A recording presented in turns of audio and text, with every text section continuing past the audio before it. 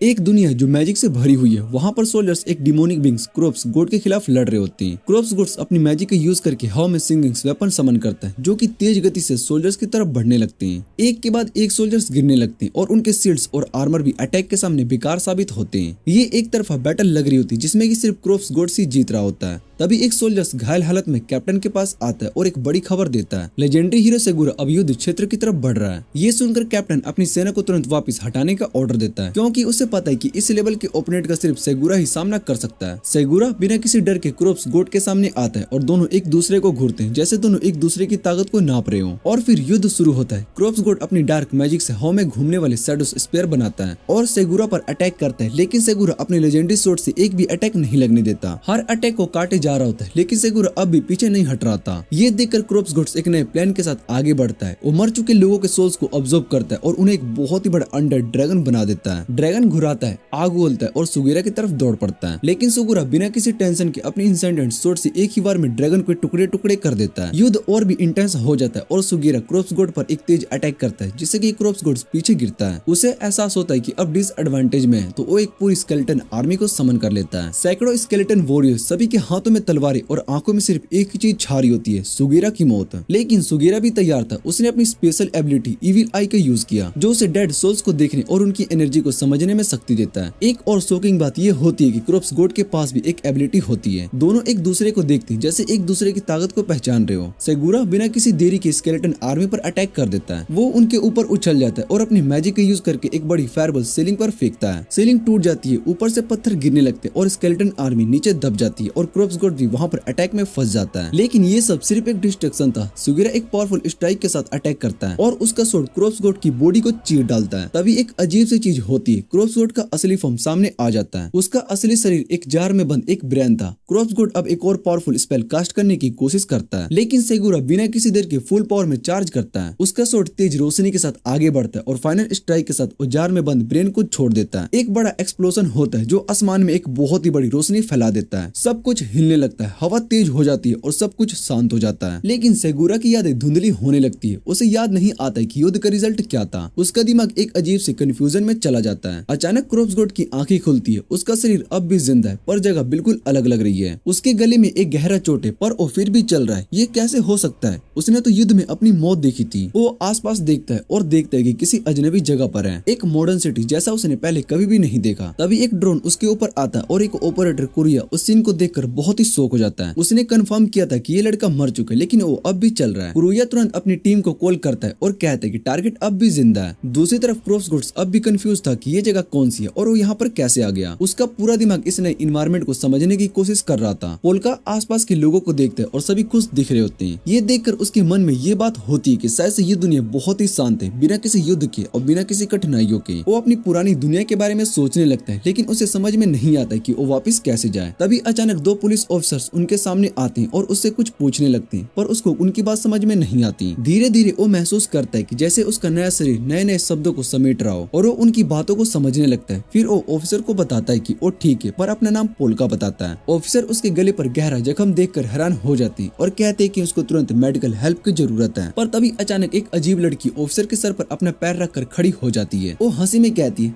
अरे पोल्का, तू अभी भी जिंदा है। बिना कोई मौका दिए वो पोल्का का हाथ पकड़ती है और जोर से खींचती है। फिर बिना सोचे समझे सीधा उसको लेकर भाग जाती है। भागते भागते वो दोनों एक अंधेरी और सुनसान गली में पहुंचते हैं। वहाँ लड़की रुकती है और एक अजीब सी मुस्कुराहट के साथ अपना नाम बताती है, मिसाकी। पोल्का उसका नाम सुनते ही चौंक जाता है और धीरे धीरे याद करने लगता है कि ये लड़की आखिर कौन है। पर तभी बिना किसी वार्निंग दिए मिसाकी उसको जोर से उठाकर हवा में फेंक देती है। वो मजाक में कहती है कि बस चेक कर रही थी कि वो सच में जिंदा है या फिर नहीं। पर तभी उसके चेहरे पर एक शैतानी मुस्कुराहट आ जाती है। वो अपने हाथ में एक बड़ा सा लोहे का क्रोबार निकालती है और एक अजीब सी हंसी के साथ कहती है कि तू भूल गया क्या? पहली बार मैंने ही तुझे मारा था। ये सुनते ही पोल्का के होश उड़ जाते हैं और वो बिना सोचे समझे भागता है। दूसरी तरफ कुरिया अपने ड्रोन से इन दोनों को देख रहा होता है। उसके मन में एक सवाल आता है कि आखिर कोई किसी सिर्फ 16 साल के लड़के को मारने के लिए पैसे क्यों देगा? पर उसे ये बात अच्छे से पता होती है कि जब तक पोल्का नहीं मरेगा तब तक उसको पैसा नहीं मिलेगा। पोल्का भागता भागता थक जाता है और वो महसूस करता है कि ये नया शरीर पहले जैसा मजबूत नहीं है, सिर्फ भागने में ही उसका दम फूल जाता है। इसके अलावा उसके जादू का भी कोई असर नहीं लग रहा होता है और वो सोचता है कि अब क्या करे, क्योंकि एक भी जानलेवा अटैक उसकी मौत का कारण बन सकता है। तभी अचानक मिसाकी उसके पीछे आ जाती है और इस बार वो अपनी चुड़ियान उछालती है। पोल्का मुश्किल से उनसे बचता है और मिसाकी को उसका घबराना बहुत ही मजेदार लगता है और वो हंसते हंसते पहुंचते पोल्का पर एक और हमला कर देती है। पोल्का अपना बचाव करने की कोशिश करता है पर मिसाकी के अटैक को रोकना उसके बस से बाहर लगता है। वो भागने की कोशिश करता है पर तभी वो गिर जाता है और इसका फायदा उठाकर मिसाकी एक छुरी से उसकी टांग में घुसा देती है। दर्द के बावजूद पोल्का उठता है और छुरी को खींच कर निकालता है और उसे मिसाकी की तरफ फेंक देता है। मिसाकी इस बात से बहुत ही प्रभावित होती है। वो मजाक में कहती है कि तुम मुझे डरा रहा है पोल्का, अगर ऐसा ही चला तो मैं कहीं तुझे पसंद ना कर बैठूं। पोल्का एक अजीब से कमरे में पहुंचता है और वो सोचता है कि ये जगह किस काम की है, पर तभी मिसाकी उसके पीछे आ जाती है और एक और छुरी फेंकती है जो सीधा पोल्का की टांग में लगती है, जिसे वो जमीन पर गिर जाता है। मिसाकी हंसी के साथ बताती है कि जगह पहले याकुजा के एक्सोकेशन ग्राउंड के रूप में यूज होती है। उस जगह के बारे में कहा जाता है कि यहाँ पर भी भूतों की आत्मा भटकती है, इसलिए लोग यहाँ से आने से डरते हैं। पोल्का इन अफवाहों को सच मानता है। वो अपनी इविल आई का यूज करता है और उस जगह पर भूतों की आत्मा को देख पाता है। उसको एहसास होता है कि इविल आई सिर्फ शरीर की ही नहीं बल्कि उसकी आत्मा की शक्ति है। मतलब ये कि वो अब भी इस शक्ति का उपयोग कर सकता है और मिसाकी उसे मारने वाली होती है। पर तभी पोल्का उस जगह की आत्माओं की शक्ति को खुद में समेट लेता है। अचानक ही एक विशाल और भयानक राक्षसी हाथ प्रकट हो जाता है जो सीधा मिसाकी के अंदर घुस जाता है और मिसाकी की तुरंत ही डेथ हो जाती है। दूसरी दुनिया में क्रॉप्स गोड को हरा दिया दिखाया जाता है पर सेगुरा इस बात पर शक करता है। उसको लगता है कि क्रॉप्स गोड की आत्मा कुछ ज्यादा ही जल्दी गायब हो गई। उसका साथी बताता है कि अब उसकी आत्मा उसकी दुनिया में नहीं है, पर फिर भी सेगुरा के मन में शक बना रहता है कि कहीं कुछ गड़बड़ तो नहीं है। फ्लैशबैक में दिखाया जाता है कि क्रॉप्स गोड कभी भी एक सुखद और शांत जीवन नहीं जी पाया और इसका असली वजह था उसका इविल आई। उसके अपने ही माँ बाप ने उसे कोर्ट सोर्सरस के हाथों बेच दिया, जहाँ उसे एक कठोर नेक्रोमेंसर की ट्रेनिंग दी गई। उसने अपनी जिंदगी कई साल भयंकर युद्धों में गुजार दिए, मौत और तबाही का एक और नया इतिहास रचते हुए। लेकिन उसके दिल के कोने में हमेशा एक ही सपना था, सिर्फ और सिर्फ शांति। किस्मत ने एक पल के लिए ही सही लेकिन उसे कुछ सुकून दिया। वो इंसानों के बीच में शांति से जीने लगा और एक सच्चा प्यार भी मिल गया उसे। पर ये सुख ज्यादा समय तक नहीं टिका। जिस समाज ने उसने अपनाया था वही उसका दुश्मन बन गया। सोल्जर्स ने नेक्रोमेंसर का शिकार करना शुरू कर दिया क्योंकि उसका मानना था कि ये लोग मरे हुए आत्माओं का गुलाम बनाकर उनका दुरुपयोग करते हैं। दुख तभी और ज्यादा गहरा हो गया जब सोल्जर्स ने उसके करीबी लोगों का कत्ल कर दिया। जो लोग उसके लिए सब कुछ थे उनकी जान एक पल में ही चली गई। ये सब देखकर उसका गुस्सा एक ऐसी जगह में बदल गया जो कि सदियों तक भटकती रही। बदले की आग में जलते हुए उसने अनगिनत दुश्मनों का सफाया कर दिया। वो एक वीराना बन चुकी पुरानी कोल के माइन में छुप गया, जहाँ वो अपने शिकार को तब तक सताता था जब तक कि उनकी चीखें शांति के कोने में नहीं खो जाती थी। पर चाहे जितनी भी लाशों का ढेर गिरा दे, जितनी भी खून बहा दे, उसके दिल में शांति और प्यास हमेशा वैसे ही बनी रही। सदियां गुजर गई पर सुकून उसके नसीब में नहीं था और मौत भी उसके पास आने से कतराती थी। इसलिए उसने इंतजार किया किसी ऐसे इंसान को जो कि उसे हरा सके, ताकि वो एक नए शरीर में जन्म ले और फिर से शांति ढूंढ सके। वापस आज के वक्त में पोल्का हैरान होकर ये देखता है कि मिसाकी अब मर चुकी है। वो उससे सवाल पूछता है लेकिन उसके मन में एक और टेंशन होती है। अगर पुलिस ने मिसाकी की लाश को देख ली तो वो जरूर उसका पीछा करेंगे। इस पूरी घटना को कुरुया अपने ड्रोन की मदद से देख रहा होता है। जो कुछ भी उसकी आंखों के सामने हो रहा होता है उसे देखकर उसका दिमाग चकराने लगता है। क्या वो जो देख रहा है वो हकीकत है या फिर कोई भयंकर सपना? तभी उसका फोन बजता है। चारिसा जो उसकी बॉस है उसे मिशन में देरी होने का कारण पूछती है। बिना वक्त गवाए कुरुया जो भी अभी कुछ हुआ था उसका एक वीडियो क्लिप चारिसा को भेज देता है। एक और फ्लैशबैक में हमें मिसाकी की कहानी पता चलती है। उसके माँ बाप उसे बहुत ही बेहद प्यार करते थे, एक बेहतरीन बचपन दिया था, और उसकी जिंदगी एक ही पल में बर्बाद हो गई जब उसके सामने एक आदमी जिसका नाम गैनबा था उसके माँ बाप की हत्या उसके सामने कर दी। उस दिन से मिसाकी के अंदर सिर्फ एक ही इरादा था, बदला लेना। उसने अपने आप को एक कातिल बनाने की ट्रेनिंग दी सिर्फ इस वजह से ताकि वो गैनबा को ढूंढ सके। जब वो उस तक पहुंची तो उसने सिर्फ उसी मार ही नहीं डाला बल्कि उसे इतनी तकलीफ दी कि मौत भी उसके लिए रहमत मांगने लगी। पर ये सब करते वक्त उसने एक अजीब सी बात महसूस की। ये बदले की भावना नहीं थी जो उसे मारने पर मजबूर कर रही थी, बल्कि ये तो एक अलग ही तरह का सुकून था। उसे मारने में बहुत ही ज्यादा मजा आता था। वैसे भी जो लोग शिकार बनते थे वो खुद बुरे लोग होते थे। फिर एक दिन उसे पोल्का को मारने का एक नया मिशन मिलता है, लेकिन इस बार उसका उद्देश्य कुछ अलग था। वो ये समझना चाहती थी कि एक सीधे साधे निर्दोष इंसान को मारने का एहसास कैसा होता है। जैसे ही वो पोल्का को एक क्रोबार से जोर से मार देती है उसे एहसास होता है कि ये भी उतना ही मजेदार था जितना कि एक बुरे आदमी को मारना। पर धीरे धीरे उसका मन एक सवाल उठाने लगता है, क्या वो एक बेकार इंसान है? कहीं उसका जीवित रहना बेकार तो नहीं है? वो अपनी जिंदगी खत्म करने का सोचने लगती है। तभी उसका फोन बजता है। दूसरी तरफ से कुरुया बोल रहा होता है कि टारगेट अब भी जिंदा है। वापस के वक्त में मिसाकी होश में आती है, पर जैसे ही वो उठती है वो देखकर चौंक जाती है कि उसके शरीर के घाव बिल्कुल भर चुका है। पोल्का उसे बताता है कि वो असल में मर चुकी है, लेकिन उसने उस पर एक शक्तिशाली जादू का इस्तेमाल किया है जिससे कि वो पुनर्जन्म हो गया उसका। तभी अचानक एक ग्रुप उन दोनों को घेर लेता है, लेकिन तभी भीड़ में से चारिसा सामने आती है। वो मिसाकी के करीब आकर उसे गले लगा लेती है, जैसे वो चेक करना चाहती है कि क्या वो अब भी जिंदा है। पर जैसे ही उसकी नब्ज को चेक करती है उसके चेहरे का रंग उड़ जाता है। मिसाकी की धड़कन चल ही नहीं रही होती है। पोल्का बहुत ही शांत होकर कहता है कि अब वो एक ज़ोंबी है। इसके 40 मिनट पहले कुरुया ने चारिसा को पोल्का की लोकेशन भेज दी थी। चारिसा वहाँ पर पहुँचती है और पोल्का से पूछती है कि उस जगह पर जो सीलिंग्स दिख रहे हैं वो क्या है। उस वक्त पोल्का अपने जादू से मिसाकी का इलाज कर देता है और यहाँ से एक नई कहानी शुरू होती है। पोल्का उन दोनों से सीधे पूछता है, तुम लोग कौन हो और चरीसा बिना झिझक के जवाब देती है कि वो सब मिसाकी के दोस्त हैं। पोल्का उसे देखता है और शांत स्वर में कहता है कि उसका दिमाग और आत्मा अभी भी सुरक्षित है, लेकिन उसे वापस जिंदा रखने के लिए रेजरेक्शन मैजिक चाहिए। ये सुनकर सब लोग एक दूसरे की तरफ देखते सच में चक्कर खा जाते हैं, क्योंकि इस दुनिया में तो कोई मैजिक का यूज कर ही नहीं सकता है। पोल्का नहीं चाहता है कि लोग इस बात को सच माने, वो चाहता है कि सबको लगे कि कुछ भी अभी जो हुआ है वो सिर्फ गलतफहमी या कोई भ्रम है। इसलिए वो उन सभी को धमकाता है कि अगर वो उसे परेशान करेंगे तो वो अपने वेपन्स का इस्तेमाल करेगा। तुरंत ही सब अपनी बंदूक उसके ऊपर तान देते हैं, लेकिन पोल्का उनमें से एक को बिना किसी कष्ट के एक बड़े से स्केलेटन हाथ से दबा देता है और एक ठंडी मुस्कुराहट के साथ कहता है कि तुम लोग जानते भी हो बिना मैजिक के इंसान कितने कमजोर होते हैं। तभी अचानक एक और टेंशन का सिग्नल मिलता है। एक बिल्डिंग में आग लग चुकी होती है। पोल्का का इविल आई तुरंत उस जगह की तरफ देखने लगता है, लेकिन तभी चरीसा की एक साथी तलवार से उस आग को काट देती है। चरीसा पोल्का को बताती है कि वो बिल्डिंग के अनाथ बच्चों के लिए सेफ हाउस है। ये सुनकर पोल्का थोड़ा रुकता है और उसके मन में एक पुरानी जिंदगी की यादें ताजा हो जाती है। उसके वो प्यारे बच्चे जो उसके करीब थे, जिन्हें दुनिया ने छीन लिया था। एक पल के लिए वो वापस क्रोप्स कोड बन जाता है और बिना कुछ सोचे हेल्प करने का फैसला करता है। कुरुया का ड्रोन रास्ता दिखाता है और पोल्का अपने मैजिक का इस्तेमाल करके शहर पर ऊपर झूलने लगता है, एकदम से तेजी से आगे बढ़ने के लिए। जैसे ही वो बिल्डिंग के पास पहुंचता है, उसका इविल आई फिर से एक्टिवेट हो जाता है। वो देखता है कि अंदर कई बच्चों की जीवन शक्ति अब भी मजबूरी से जल रही है। एक बड़ी सी स्केलेटन आर्म का इस्तेमाल करके वो सीधा बिल्डिंग के अंदर घुस जाता है। वहाँ वो सिर्फ बच्चों को ही नहीं बल्कि अपने माँ बाप की आत्माओं को भी देख पाता है, जो कि अब तक बच्चों के साथ है। पोल्का उन आत्माओं से पूछते क्या तुम अपने बच्चों को बचाना चाहोगे? जब उन आत्माओं का जवाब हाँ होता है तो पोल्का उनके लिए नए स्केलेटन बॉडीज बनाता है और फिर शुरू होता है एक अलग ही नजारा। वो स्केलेटन बॉडीज तेजी से बच्चों को उठाकर एक बड़े से स्केलेटन हाथ पर डाल देते हैं, जो उन्हें नीचे सुरक्षित जगह पर पहुंचा देती है। पोल्का ने सबको बचा लिया होता है। वो किसी तरह वहाँ से निकल जाता है, लेकिन बात यहीं पर खत्म नहीं होती। एक बड़ी प्रॉब्लम और आ चुकी थी। पोल्का के स्केलेटन्स का वीडियो अब सोशल मीडिया पर वायरल होने लगता है। सब लोग चिंतित हैं और कंफ्यूज्ड हैं और डर गए होते हैं। कुरुया सोचने लगता है कि ये पोल्का आखिर कौन है, एक मॉन्स्टर या फिर एक फरिश्ता। वो सोचता है कि मिसाकी की जान उसके लिए कोई मायने नहीं रखती थी, लेकिन उसने बिना सोचे समझे अनाथ बच्चों की जान बचाई, तो क्या इसका मतलब कि पोल्का उनसे अलग है? चारिसा भी यही सोचती है। कुरुया उससे कहता है कि तुम्हें पोल्का से पंगा नहीं लेना चाहिए, वो एक मॉन्स्टर है। चारिसा एक छोटी सी हंसी हंसती है और कहती है कि शायद से तुम सही कह रहे हो, वैसे भी मिसाकी अब उठने वाली नहीं। वापस के वक्त में पोल्का छुप छुप कर एक सवाल सोच रहा होता है कि इस दुनिया में अब भी बच्चे दुख उठा रहे,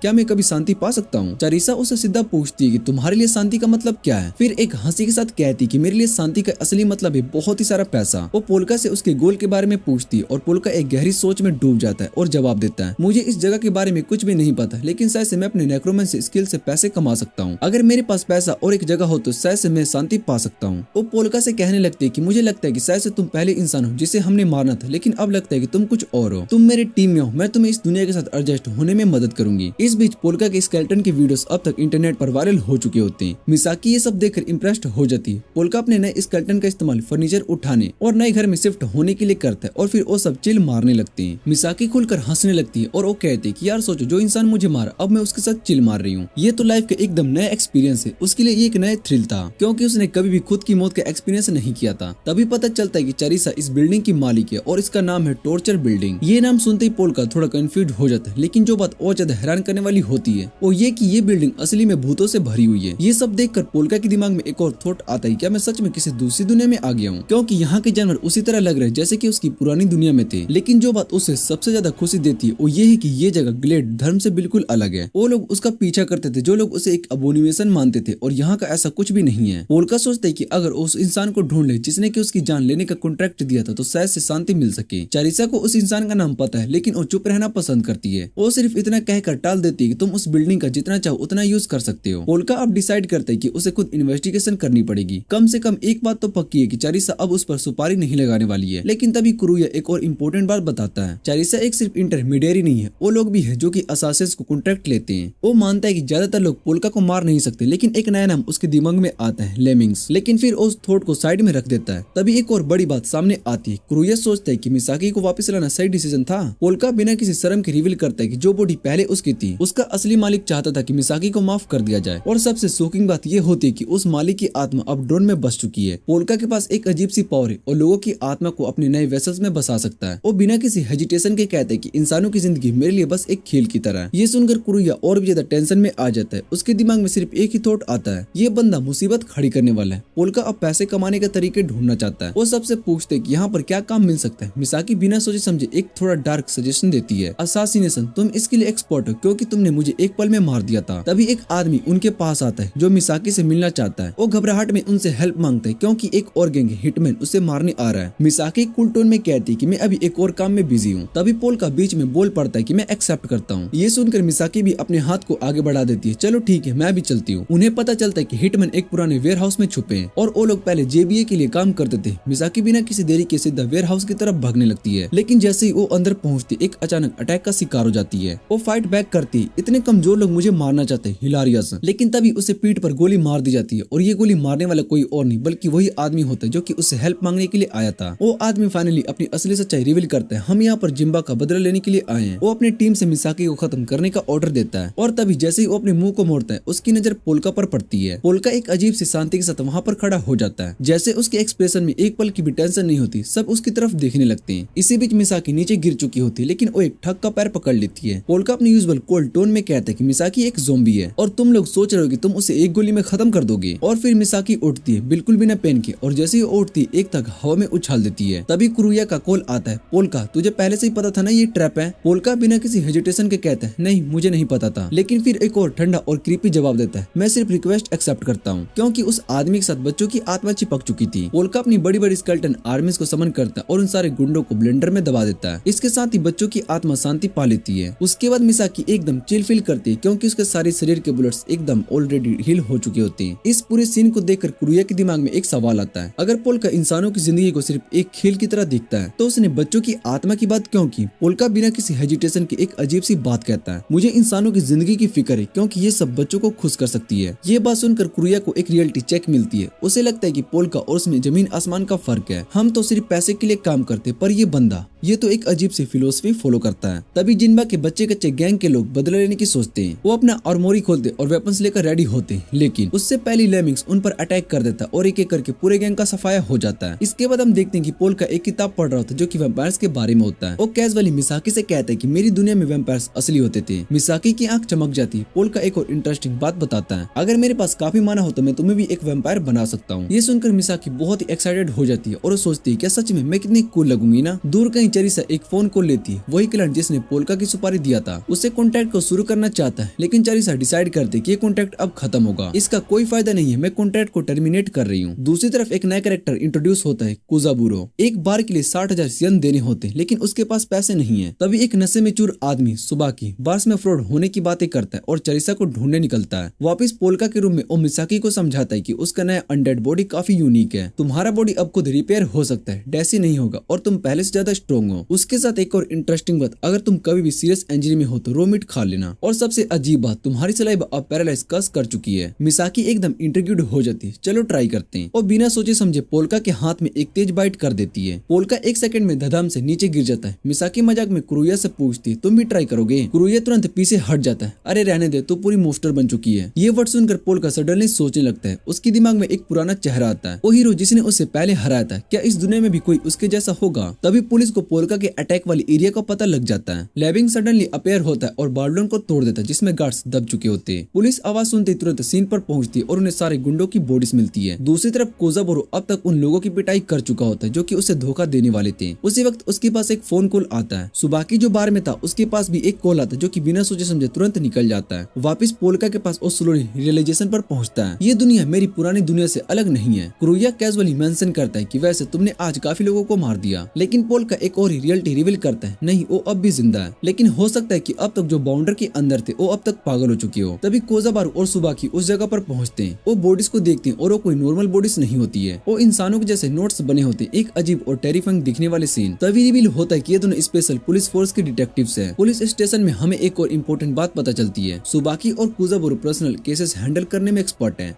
सुबाकी बताता है कि अभी भी 3 सस्पेक्ट्स भाग रहे हैं, grim reapers, fire breathing bugs और लेमिंग्स। वो ये भी बताता है कि इंसिडेंट के सीन पर उन्हें लेमिंग्स के फुटप्रिंट्स मिले जो कि बड़ा क्लू हो सकता है। साथ ही वो ऑर्फेन बच्चों को बचाने वाले स्केलेटन केस पर भी इन्वेस्टिगेट कर रहे हैं क्योंकि उन्हें लगता है कि इसका कनेक्शन फायर ब्रीथिंग बग से हो सकता है जिसने जानबूझकर आग लगाई थी। टीम ये सोचती है कि शायद से दोनों इंसिडेंट्स कनेक्टेड है और उनकी अजीब नेचर के बावजूद सुबाकी सभी को पैनिक न होने के लिए कहता है। वो सभी को याद दिलाता है कि जितने भी क्रिमिनल्स अब तक पकड़े गए हैं वो सिर्फ नॉर्मल इंसान ही निकले, तो शायद से सस्पेक्ट्स कभी भी कोई लॉजिकल एक्सप्लेनेशन हो सकता है। दूसरी तरफ पोल्का एक नए प्लान पर काम कर रहा होता है। वो अपनी बॉडी के ओरिजिनल ओनर की सोल को एक स्टफ्ड एनिमल के अंदर डाल देता है ताकि कुरुया अपने ड्रोन का यूज फिर से कर सके। ये अजीब प्रोसेस होती है, लेकिन पोल्का के लिए सब कुछ नॉर्मल है। पोल्का ओरिजिनल पोल्का से अपनी आइडेंटिटी छुपाने के लिए माफी मांगता है और वादा करता है कि वो इसकी भरपाई करेगा जो भी पॉसिबल होगा। मिसाकी स्टफ्ड एनिमल को देखते ही बहुत ही एक्साइटेड हो जाती है और उसे बहुत ही क्यूट लगता है। जैसे ही वो उसे हक करते स्टफ्ड एनिमल लाल पड़ जाता है। कुरुया हैरान होता है कि स्टफ्ड एनिमल क्या करना चाहता है, लेकिन उसे समझ में नहीं आता। तब पोल्का बताता है कि वो इसके लिए ह्यूमन वोकल कोड बना सकता है ताकि वो बोल सके, लेकिन प्रॉब्लम ये है कि उसके पास उतनी माना नहीं है जो ये बोल सके। तब पोल्का एक और इम्पोर्टेंट बात बताता है। वो कहता है कि एक नेक्रोमेंसन होने के नाते माना को बढ़ाने के लिए गोस्ट का एक्सोरिजम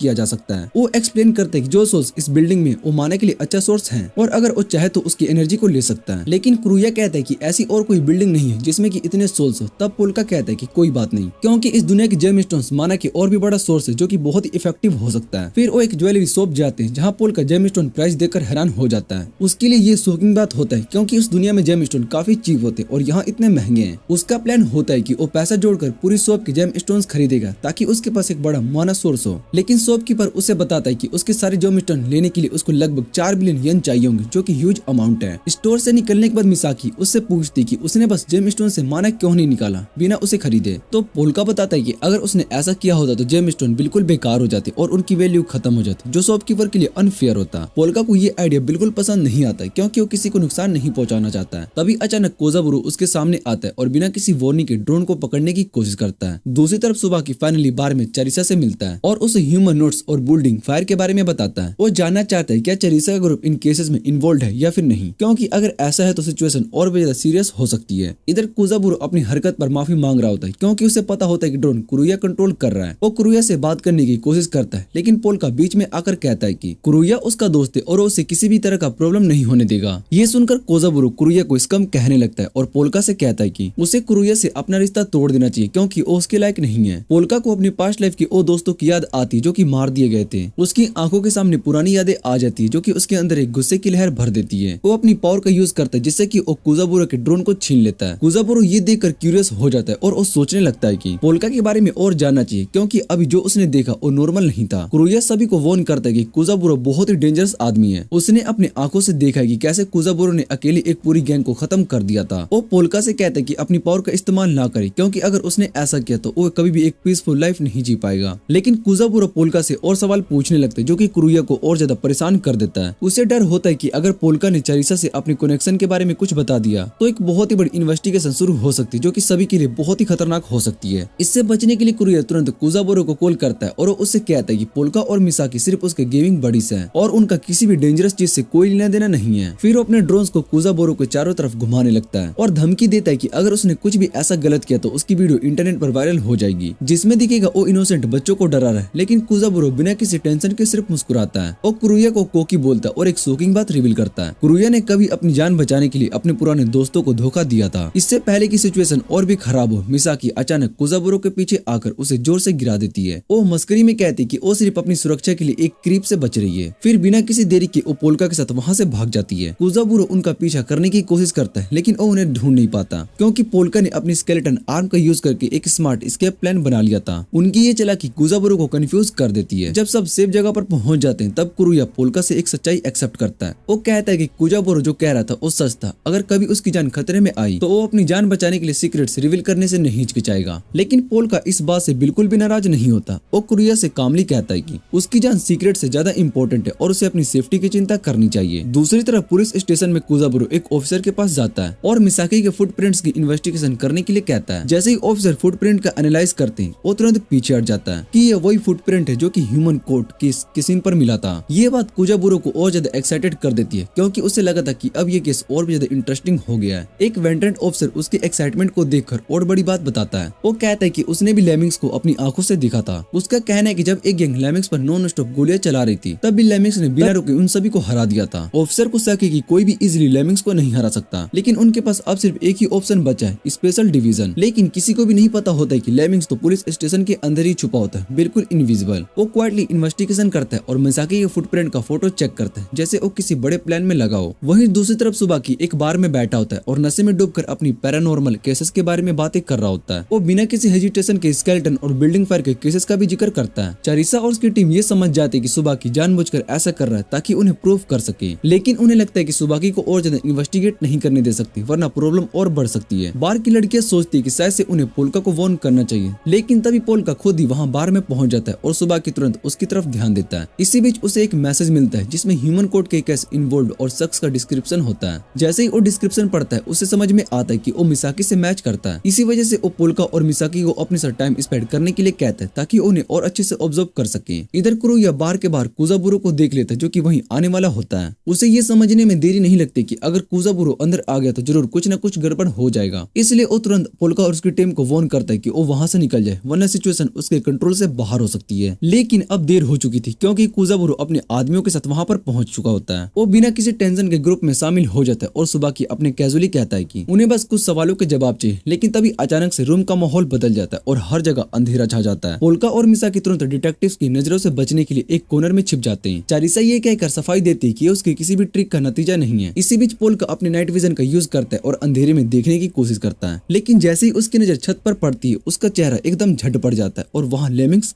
लटका हुआ होता है। चारिसा एक कैंडल जलाती है और जैसे ही रोशनी होती है लेमिंग्स एक पावरफुल एंट्रेंस लेता है। जैसे वो लड़ने के लिए तैयार हो चारिसा समझ जाती है कि वो यहाँ किसी को मारने के लिए नहीं आया, लेकिन कुजाबुरो एक मिनट भी नहीं घबरा था। उसके दिमाग में तुरंत एक ख्याल आता है क्यों ना लेमिंग्स को खत्म कर दिया जाए क्योंकि वो एक वांटेड क्रिमिनल है। पोल्का अपना इविल आई एक्टिव करता है और उसे लेमिंग के चारों तरफ अनेक आत्माएं दिखाई देती है। वो समझ जाता है कि ये सब वही लोग हैं जिसे लेमिंग्स ने मारा है। तभी लेमिंग्स ऑफिसर पर अटैक कर देता है और उन्हें एक रैंक डोल की तरफ उड़ाकर फेंक देता है। कुजाबुरो भी पूरा जोर लगाता है लेकिन उसके अटैक लेमिंग्स पर कोई असर नहीं डाल पाते। लेमिंग्स उसे बिल्कुल भी सीरियस नहीं लेता जैसे कि उसके लिए कोई चैलेंज ही ना हो। तभी लेमिंग्स तेजी से मिसाकी की तरफ दौड़ पड़ता है और उसे उठाकर ले जाता है। पोल्का चाहता है कि वो अपनी पावर्स का यूज करके मिसाकी को वापस ले आए, लेकिन उसे डर होता है कि अगर उसने मैजिक का इस्तेमाल किया तो ऑफिसर उसका राज जान पाएंगे। इस बीच कुजाबुरो भी लेमिंग्स का पीछा करता है लेकिन वो उसका सामना नहीं कर पाता। पोल्का ऑब्जर्व करता है कि लेमिंग्स एक इंसान है लेकिन उसने अपनी बॉडी को बियॉन्ड ह्यूमन लिमिट्स पुश किया है, बिल्कुल सेगुरा की तरह। उसे ये भी समझ में आता है कि वो लेमिंग्स को नहीं रोक सकता, फिर भी वो अपने मैजिक का उस पर अटैक करने की कोशिश करता है। सुबाकी को पोल्का की मैजिक दिखाई देती है और वो हैरान हो जाता है कि ये आखिर क्या चीज है, लेकिन तभी चारिसा अपनी कैंडल रोशनी दबाकर फिर से अंधेरा कर देती है ताकि पोल्का और मिसाकी एस्केप कर सके। पोल्का अपनी स्केलेटन आर्म का यूज करके मिसाकी को पकड़ लेता है और कहता है कि उन्हें अब भागना चाहिए, लेकिन सुबाकी अपने फोन का फ्लैश लाइट ऑन कर देता है जिससे कि उससे पोल्का की स्केलेटन आर्म क्लियरली दिखाई दे जाती है। तभी लेमिंग्स पोल्का पर चार्ज करता है लेकिन पोल्का उस पर एक स्ट्रॉन्ग स्पेल डालने की कोशिश करता है, लेकिन शॉकिंगली लेमिंग्स भी अंधेरे में देख सकता था। लेमिंग्स तेजी से पोल्का की स्केलेटन आर्म को तोड़ देता है जो कि मिसाकी को पकड़ रही थी। मिसाकी पैनिक में आ जाती जैसे ही उसके और पास आता है, लेकिन तभी लेमिंग्स उसके कान में कुछ सॉफ्टली बोलता है और उसके बाद वो दोनों कैजुअली बात करने लगते हैं जैसे कोई फाइट हो ही नहीं रही है। मिसाकी तुरंत एक और प्लान बनाती है और लेमिंग्स को अपनी बाइट से पैरालाइज करने की कोशिश करती है, लेकिन वो उसके बैंडेज को नहीं काट पाती। इसी वजह से वो एक और ट्रिक यूज करती है। वो एक छोटा फोर्क निकालती है जिसमें उसका सलाइवा लगा होता है और लेमिंग्स के पैरों में घुसा देती है।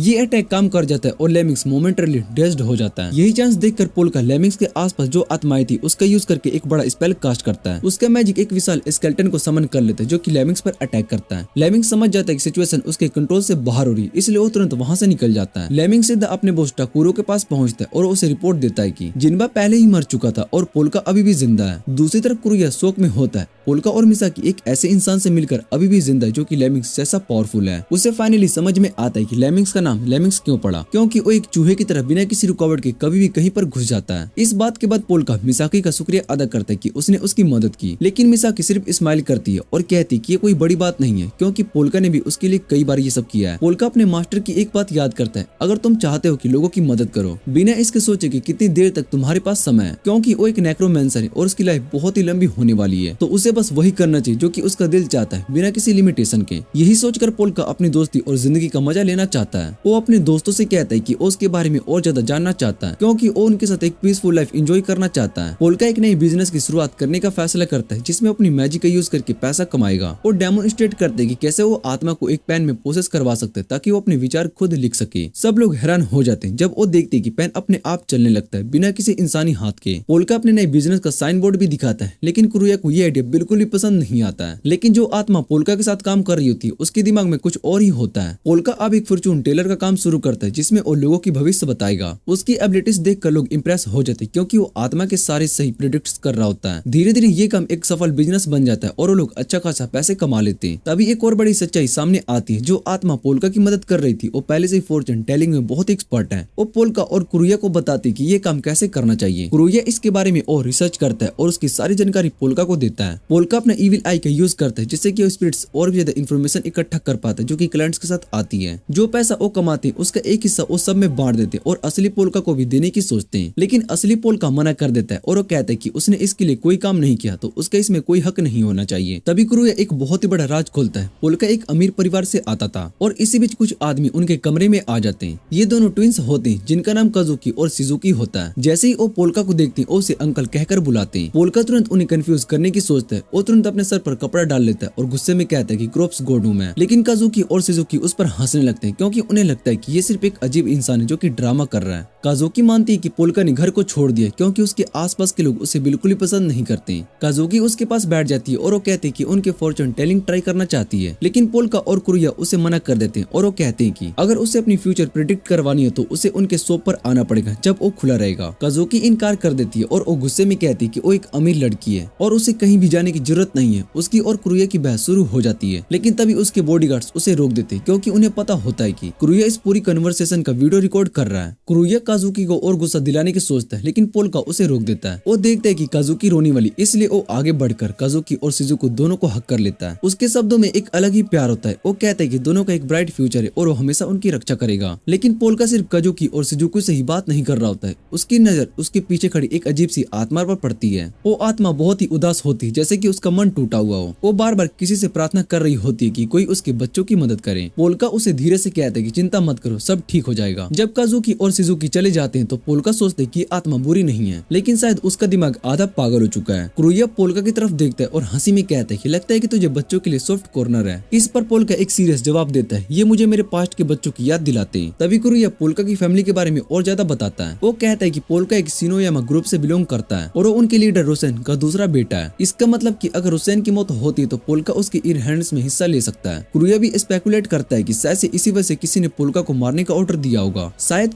उसका कोई रिश्तेदार ही उसकी मौत चाहता हो ताकि उसकी सारी प्रॉपर्टी क्लेम कर सके। इसलिए अगर पोल्का वापस गया तो उसे बहुत ही बड़ा डेंजरस हो सकता है। पोल्का अपनी पास्ट लाइफ को याद करते जब उसके बॉडीगार्ड्स हमेशा उसकी रक्षा करते थे। तभी उसके दिमाग में एक और आइडिया आता है। वो स्केलेटन का अपना बॉडीगार्ड बनाकर डिसग्यूज करने की कोशिश करता है, लेकिन स्केलेटन एक इंसान जैसा नहीं लगता, इसलिए ये प्लान फेल हो जाता है। फिर सबकी नजर मिसाकी पर पड़ती है और वो सोचते हैं कि शायद मिसाकी एक परफेक्ट बॉडीगार्ड बन सकती है। घर लौटते वक्त ट्विंस की मुलाकात टकारू से होती है। जैसे ही वो उनसे पोल्का के बारे में पूछता है, उसको पता चलता है कि पोल्का वापस घर आ रहा है। ये सुन के वो काफी एक्साइटेड हो जाता है और कहने लगता है कि उसे पोल्का से मिलने का काफी इंतजार रहेगा। फिर वो ट्विंस को एक वार्निंग देता है, अपना ध्यान रखना क्योंकि अगर एक भी एक्सीडेंट हो गया जैसा तुम्हारी सिस्टर के साथ हुआ तो बहुत ही बुरा होगा। ये बात क्लियर करती है कि जो स्पिरिट उनका पीछा कर रही है वो उनकी सिस्टर ही है। ट्विन एक दूसरे को देखने लगते हैं थोड़ा शौक में। पोल्का और मिसाकी शिनोयामा हाउस पहुंचते हैं जो कि अपनी ह्यूज साइज की वजह से पोल्का को सरप्राइज कर देता है। जैसे ही वो अंदर जाते हैं उनका स्वागत ट्विंस और टकारू करते हैं। टकारू थोड़ा शौक होता है। मिसाकी बहुत ही पोलाइटली अपने इंट्रोडक्शन देती है। सब डाइनिंग रूम में बैठते हैं और तभी मिसाकी एक ड्रामेटिक कहानी बना देती है कि कैसे पोल्का ने उसकी जान बचाई। वो एक बिल्डिंग से जंप करने वाली थी। सब उसकी बातें ध्यान से सुनते हैं, लेकिन असल में मिसाकी एक अमीर फैमिली से आती जिसका एक टाइम पे टकारू पे एहसान रहा था। टकारू थोड़ा साइलेंट हो जाता है, शायद पुरानी बातें याद आने लगती है। फिर हमें शिनोयामा फैमिली के बारे में और डिटेल्स मिलती है। पोल्का रोसेन सेकंड वाइफ का बेटा है और कुरुया उसको सीक्रेटली वॉर्न करता है कि टकारू उसका नीफ्यू है। कुरुया कहता है कि मैं 26 साल का हूँ और इस उम्र में शिनोयामा सिक्योरिटी ग्रुप का प्रेसिडेंट भी हूँ। ये ग्रुप अपनी शड़ी रेपुटेशन के लिए बहुत ही मशहूर है और काफी लोग इससे दूर रहना पसंद करते हैं। अचानक मिसाकी को टकारू की वाइफ टाइटली हक कर लेती जो कि उसकी कहानी से इमोशनल हो जाती है। कीरी पिघल जाती है और कहती है कि अगर तुम्हें कभी भी कोई भी दिक्कत हो तो तुम मुझे बता देना, मैं हमेशा मदद करूंगी। इसके बाद मिसाकी को एक तरह की फैमिली फ्रेंड की तरह एक्सेप्ट कर लिया जाता है। पोल्का ये सब देखकर अंदर ही अंदर बहुत ही इंप्रेस्ड हो जाता है कि मिसाकी अपनी रोल प्ले करने में कितनी परफेक्ट है।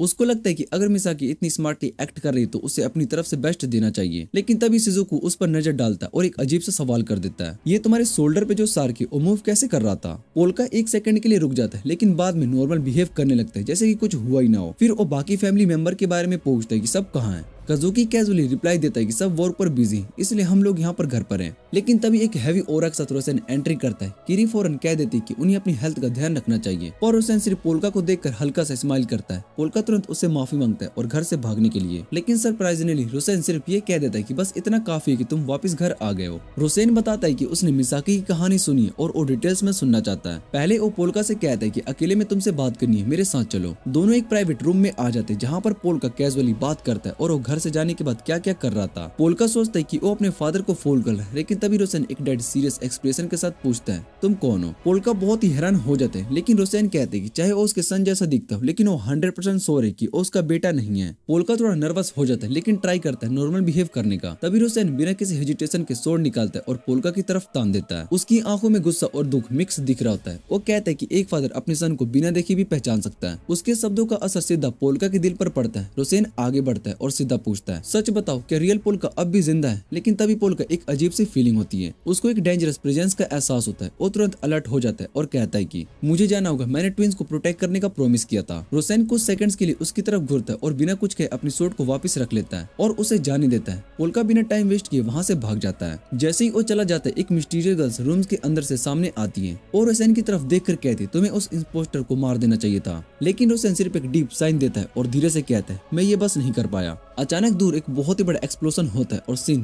फ्लैशबैक में चला जाता है। काजुकी अपने सिस्टर से कह रही होती है कि उसका पर्स जंगल में लॉस्ट हो गया है। उनकी बड़ी बहन सुजुका बिना सोचे समझे फॉरेस्ट में उनको ढूंढने निकल जाती है। वो पर्स को ढूंढ लेती, लेकिन तभी उसकी कजन पर नजर पड़ती है जो ट्विंस मर्डर की प्लानिंग कर रहे होते हैं। सुजुका बिना वक्त वह ट्विंस को वॉर्न करने के लिए भागती है, पर रखवालों की नजर उस पर पड़ जाती है और उसको पकड़ लेते हैं और बिना किसी रहम के उसको जिंदा जला देते हैं। उसकी चीख सुनाई देती है पर कोई मदद नहीं करता। इस वजह से वो स्पिरिट बनकर ट्विंस के आसपास रहती है, हमेशा उसको वॉर्न करने की कोशिश करती है, बस ये चाहती हुई कि उसको बचा सके। प्रेजेंट टाइम में ट्विंस एक्सप्लोजन सुनते और एक आदमी उन्हें बताता है कि आग लग गई है और तुम्हें तुरंत एविएट करना पड़ेगा। वो आदमी उसको लेकर निकलने लगता है, पर शिजुको चिल्लाने लगती है मत जाओ, पर ट्विंस उसकी आवाज नहीं सुन सकती। इस बीच सुबाकी और कुजाबुरु एक डेंजरस आदमी टैन्या से मिलते हैं, जिसे लोग पेंटोम सोलिटेयर के नाम से जानते हैं। वो एक टर्बल मेकर है, पर शायद से उसके पास फायर इंसिडेंट का कोई क्लू हो सकता है। टैन्या शॉक हो जाता है जैसे उस स्केलेटन देखता है। सुबाकी उसको फायर ब्रीथिंग बग के बारे में बताता है, एक किलर जो हर जगह अपनी सिग्नेचर को छोड़ता है। उसका तरीका सिंपल है, वो डिस्ग्यूज में आता है और टारगेट के अंदर घुस जाता है। धीरे धीरे प्लान आगे बढ़ता है और तभी अटैक करता है जब कोई नहीं देख पा रहा होता है, जैसे एक कीड़ा घर के अंदर चुपके से सुराग बना रहा हो। ट्विंस को इसके टनल दिखाई देता है, पर काजुकी को डाउट होता है कि कुछ तो गड़बड़ है। तभी वो आदमी जो उनको लेकर जा रहा होता है अपना असली चेहरा दिखाता है। सुजुका उसको रोकने की कोशिश करती है, पर वो टच भी नहीं कर सकती, वो सिर्फ देख सकती बिना कुछ कर पाने। तभी अचानक मिसाकी आती है और एक जोर का किक मारकर आदमी को दूर गिरा देती है। फिर वो शिजुका से कहती है मैं यहाँ पर बच्चों को बचाने के लिए आई हूँ, चाहे मुझे तुम दिख रहे हो या फिर नहीं। वो आदमी फिर से उठता है और अपना डिस्ग्यूज हटा देता है और कहने लगता है कि वो ट्विंस को खाने के लिए एक्साइटेड था। मिसाकी तुरंत ट्विंस से कहती है भागो, और वो तुरंत भाग जाते हैं। आदमी अपना नाम बताता है मैं हूँ किलर्स का किलर, और जैसे मिसाकी उस पर अटैक करने के लिए जाती है वो आदमी भाग जाता है। मिसाकी बिना सोचे समझे उस पर चार्ज करती है, पर जाकू शौक में होता है वो डर क्यों नहीं रही है, क्या वो इंसान है या नहीं। मिसाकी को ये अजीब लगता है कि वो ट्विंस के पीछे नहीं जा रहा।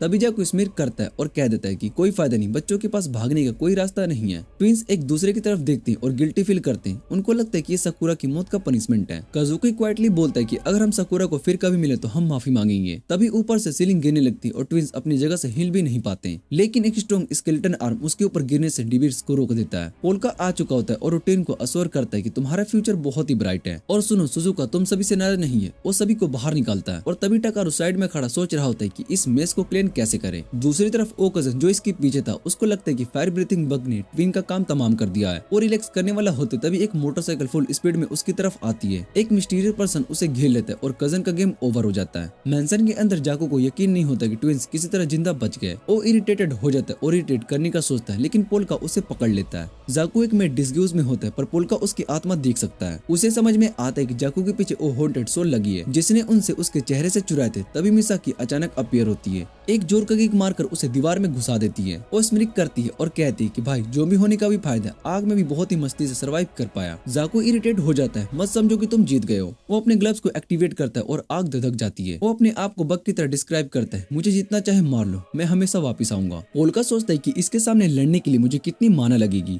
लेमिक्स अचानक शैडो से निकलता है और बिना कुछ बोले ही एक ही मूव में जैको को नॉकआउट कर देता है। फिर बिना किसी इमोशन की उन्हें सिग्नल करता है शांति बनाए रखो, और एक सेकंड में गायब हो जाता है। पोल्का और मिसाकी एक दूसरे को शौक में देखते हैं, ये बंदा एग्जैक्टली है क्या। पुलिस जाकू को लेकर जाती है और उसके दिमाग में एक ही बात होती है, यहाँ से कैसे भागूंगा। लेकिन तभी कुछ अनएक्सपेक्टेड होता है। जाकू शौक हो जाता है, मैं नकली था। अचानक उसका पूरा बॉडी फायरबॉल बन जाता है और एक तेज एक्सप्लोजन होती है। दूर एक मिस्टीरियस लड़की सब कुछ देख रही होती है बिना एक शब्द कहे। रोसेन पोल्का से सफाई मांगता है, सच बता तू है कौन। लेकिन पोल्का को महसूस होता है कि कोई सुन रहा है और रोसेन को एकदम सीरियसली देखता है और बोलता है कि हमें अकेला छोड़ दो, ये बात प्राइवेट है। रोसेन अपने सारे सर्वेंट्स को बाहर भेज देता है और तब पोल्का अपनी पूरी सच्चाई को रिवील करता है, मैं इस दुनिया का इंसान नहीं हूँ, मैं एक दूसरी दुनिया का शक्तिशाली नेक्रोमैंसर हूँ। अपनी क्रेडिबिलिटी बढ़ाने के लिए वो अपनी मैजिक आई रिवील करता है, एकदम ग्लोइंग। रोसेन के फेस पर पर शैडो पड़ जाती है और मिसाकी की तरफ पॉइंट करता है। ये लड़की तो है जिसने मेरे बेटे का मर्डर किया था। पर असली पोल का इंटरफेयर करता है और सार्क टॉय से बोलता है डैड बस करो। रोसेन शौक में होता है मेरा बेटा इस सार्क के अंदर कैसे है, और फिर एकदम से हंसने लगते है। वो अपनी तलवार हटा देता है और बोलता है लगता है तुझे टॉय पसंद आ गई। रोसेन सजेस्ट करता है हमें क्रॉप्स गोड की सोल को एक आर्टिफिशियल बॉडी में डाल देना चाहिए, पर असली पोल का मना कर देता है नहीं मैं ही रोबोट बॉडी में रहूंगा, मुझे इसकी पैर्क चाहिए। रोसेन थोड़ा सोचता है फिर स्मित करता है अगर क्रॉप्स गोड अभी भी टारगेट है तो उसका तेरी बॉडी में ही रहना बेस्ट होगा। वो फाइनल डिसीजन लेता है तुम लोग मेरे ग्रैंड चाइल्ड की जान बचा लियो इसलिए मैं तुम्हें माफ करता हूँ। बाद में मिसाकी पोल्का से चिपक जाती है और सॉफ्ट वॉइस में बोलती है आई एम सॉरी। फिर पोल्का साइलेंट नड कर देता है, उसकी अपॉलजी को एक्सेप्ट कर लेता है। तभी ट्विंस भागते हुए आते हैं और एक्साइटेड होकर पोल्का और मिसाकी को थैंक यू बोलते हैं। मिसाकी अंदर से टच्ड फील करती है लेकिन पोल्का सीरियस होता है मुझे नहीं अपने गार्डियन स्पिरिट्स को थैंक यू बोलो। जब वो चलने लगते मिसाकी सॉफ्टली पूछती क्या तू शिजुका से कॉन्टेक्ट करेगा। पोल्का थोड़ा मुस्कुराता है और कहता है अभी नहीं, अभी वो टाइम नहीं आया है। डिटेंशन फैसिलिटी में काजाबुरो और सुबाकी को एक नया शॉकिंग ट्रुथ मिलता है फायर ब्रीथिंग बग खुद अपने इमिटेटर को मार चुका है। पर टेनिया बिना इम्प्रेस्ड हुए कहता है यार ये सब छोड़ो, वो स्केलेटन केस में ज्यादा इंटरेस्टेड है। उसके चेहरे पर एक क्रिप्टिक स्माइल आती है दिखाना है तो वीडियो दिखाओ ये मैं खुद देख लूंगा। तभी लाइट्स एकदम से बंद हो जाती है। डिटेक्टिव से एक इमरजेंसी मीटिंग बुलाते हैं जिसमें सभी को ये बताया जाता है कि पेंटम सोलिटेयर से जेल से भाग चुका है। सब हैरान हो जाते हैं कि ये कैसे हो गया। फिर हमें पता चलता है कि टेनिया काफी सारी चोरीज और धोखेबाजी जैसे क्राइम्स कर चुका है, लेकिन वो तब मशहूर है जब उसने प्राइम मिनिस्टर को किडनैप कर लिया था। उसने बस एक काला कपड़ा प्राइम मिनिस्टर के ऊपर डाला और बिना किसी निशान के गायब हो गया। जब प्राइम मिनिस्टर वापस मिला तो उसे कुछ भी याद नहीं था। उसने बस इतना कहा कि जब वो होश में आया तो वो मैंडो कैफे में बैठा था।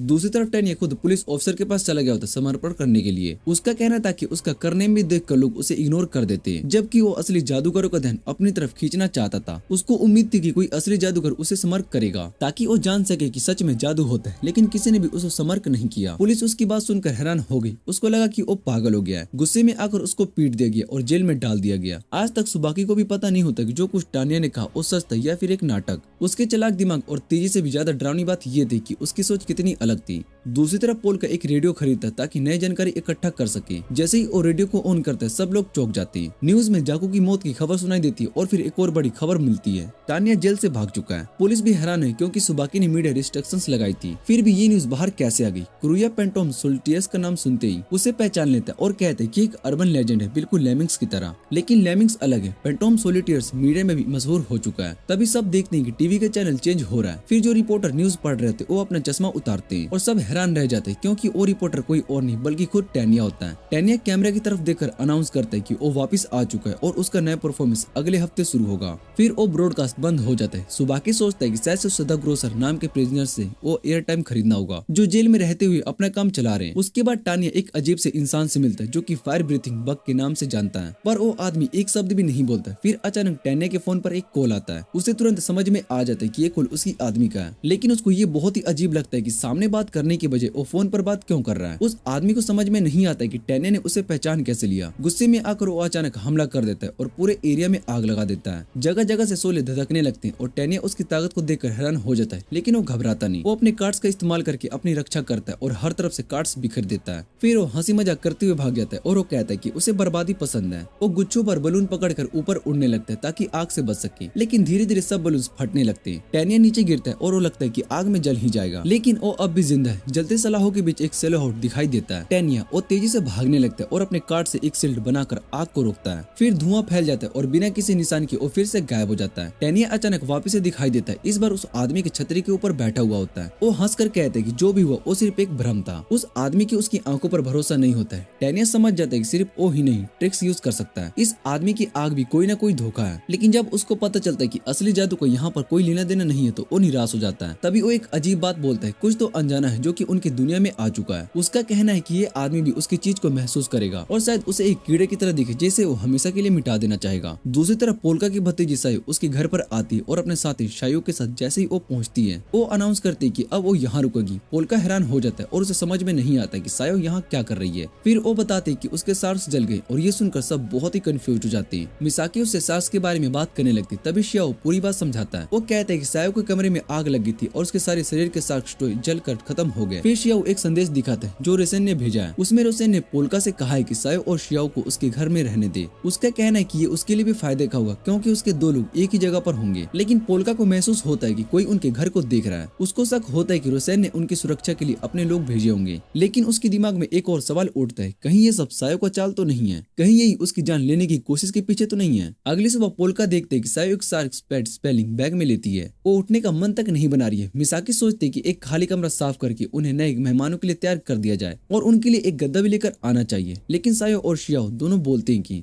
उनको किसी मैट्रेस की जरूरत नहीं है। सायो अपने स्लीपिंग बैग में खुश है और शियाओ कहता है कि वो खड़े होकर भी सो सकता है। शियाओ कहता है कि वो सायो का ख्याल रखेगा, उसके लिए खाना तैयार करने लगता है। तभी वो एक और बड़ी बात बताता है, शिनोयामा घर के आसपास पुलिस चक्कर लगा रही है। दूसरी तरफ हम देखते हैं कि सुबाकी और काजाबुरो टकारू से आग लगाने वाले हादसे के बारे में पूछताछ कर रहे होते हैं। सुबाकी शक जताता है कि शायद ये काम फायर ब्रीथिंग बग का हो सकता है। तभी टकारू बताता है कि यह आदमी हमेशा उनके रास्ते का कांटा बन रहा है। वो उनके ग्रुप के लिए हमेशा मुसीबत खड़ी करता है। टकारू पुलिस से पूछते है कि उन्होंने अब तक उसे पकड़ा क्यों नहीं। फिर वो बात बदल देता है और सुबाकी को याद दिलाता है कि टानिया जेल से भाग चुका है। वो कहता है कि पुलिस को उसको ढूंढने में वक्त लगाना चाहिए, ना कि उससे फालतू बातें करनी चाहिए। जैसे डिटेक्टिव वहां से निकलते काजाबुरो सुबाकी से कहता है कि टकारू एक ऐसा आदमी लगता है जो कि हर प्रॉब्लम का सोल्यूशन सिर्फ हिंसा से निकालना चाहता है। सुबाकी भी सोचता है कि उनको शिनोयामा से टकराव करना पड़ सकता है। वो एक तस्वीर निकालता है जिसमें पोल्का अपने परिवार के साथ है। पुलिस अब भी ये समझने की कोशिश कर रही थी जो भी पिछले एक महीने में केसेस हुए उनके पीछे एक बड़ा कनेक्शन हो सकता है। उन्हें शक होता है या तो पोल्का या फिर टकारू इन सब चीजों के बीच में असली कड़ी है। सायो और शियाओ एक अलग कमरे में शिफ्ट हो जाते हैं। रात हो चुकी होती है और सायो सो रही होती है, लेकिन शियाओ उठकर बैठ जाता है और पोल्का और कुरायो की बात सुनने लगता है जो उसके और सायो के बारे में डिस्कस कर रहे होते हैं। शियाओ अब तक समझ नहीं पाया होता कि रोसेन पोल्का पर इतना भरोसा क्यों करता है। उसको शक है कि पोल्का कुछ छुपा रहा है। तभी उन्हें एक नया राज पता चलता है। रोसेन ने उनको ये काम दिया था, उनसे कहा था कि पोल्का असली नहीं है, ये बस एक नकली पोल्का है, लेकिन साथ ही ये भी बोला कि ये उनका दुश्मन नहीं है। इसलिए रोसेन ने शियाओ को एक मिशन दिया, शियाओ और फेक पोल्का की रक्षा करनी है। लेकिन शियाओ इस फैसले से पूरी तरीके से सहमत नहीं है। वो अभी भी पोल्का पर विश्वास नहीं कर पा रहा था। उसके दिमाग में सिर्फ एक ही चीज चल रही होती है, ये आदमी सच में कौन है और ये यहाँ पर क्या कर रहा है। शियाओ मन में ही सोचता है कि दोनों ही पोल्का को मार देना बेहतर होगा। उसको लगता है कि अगर पोल्का नहीं रहता वो खुद रोसेन का बेटर बेटा बन सकता है। तभी एक फ्लैशबैक दिखाया जाता है। शियाओ एक हॉस्पिटल में बेड पर पड़ा होता है। उसके हाथ और पैर कट चुके होते हैं। उसके पिता सोच रहे होते हैं कि उसे टिनगियो बना दिया जाए, एक जीता जागता बच्चा जिसका शरीर सिर्फ जहर बनाने का इस्तेमाल होता है। ये सुनकर शियाओ का दिमाग हिल जाता है। लेकिन तभी रोसेन वहाँ पर आता है और उसके पिता से कहता है कि इतना कठोर होने की जरूरत नहीं है। शियाओ का पिता उसे समझाता है कि उसके क्लैन के लोग सिर्फ एक टूल है जिनका सिर्फ एक ही उद्देश्य काम है। लेकिन रोसेन उनकी बात नहीं मानता। वो एक और ऑफर रखता है। वो शियाओ को खरीदने के लिए अपनी टीम की नई तकनीकों का उपयोग करेगा। रोसेन सोचता है कि शियाओ को एक नए प्रोस्थेटिक लिम्स दे सकता है ताकि वो एक नया जीवन ले सके। फ्लैशबैक के अंतिम सीन में रोसेन हल्का सा मुस्कुराता है और शियाओ को अपने साथ ले जाता है। वापस वर्तमान में शियाओ चुपचाप सब कुछ सुन रहा होता है। दूसरी तरफ चेरिसा एक बहुत ही बड़ा राज खोलते है। शिनोमिया परिवार का क्रिमिनल सोसाइटी से भी संबंध है। वो सोचती है कि किसी ने सिर्फ उनको पोल्का को मारने के लिए हायर किया होगा, क्योंकि परिवार के असली सुपारी किलर्स इन मामले में हस्तक्षेप नहीं कर सकते। चेरिसा ये भी जानते हैं कि शियाओ का परिवार जो लेस नाम से जाना जाता है हमेशा से शिनोयामा के असासिन रहे। ये लोग अपने काम को करने के लिए एक अलग ही तरह अपनाते हैं। शियाओ पोल्का की बात सुन रहा होता है और पोल्का एक अजीब सी कहानी बता रहा होता है। उसके जगत में एक ड्रैगन है जो कि एक सुंदर औरत का रूप लेकर राजा महाराजाओं को लुभाता है। लेकिन एक दिन एक जनरल उससे सच में प्रेम कर बैठा। जब उसका साम्राज्य गिरता है तो वो दोनों भाग जाते हैं। पोल्का और कुराया ड्रैगन्स के बारे में और भी बातें करने लगते हैं। शियाओ ये सुनकर हैरान हो जाता है और उसको लगता है कि ये सिर्फ कहानी या फिर कल्पना का हिस्सा। दूसरी तरफ पुलिस एक मीटिंग करती है और सुबह की सभी को पोल्का के बारे में बताता है।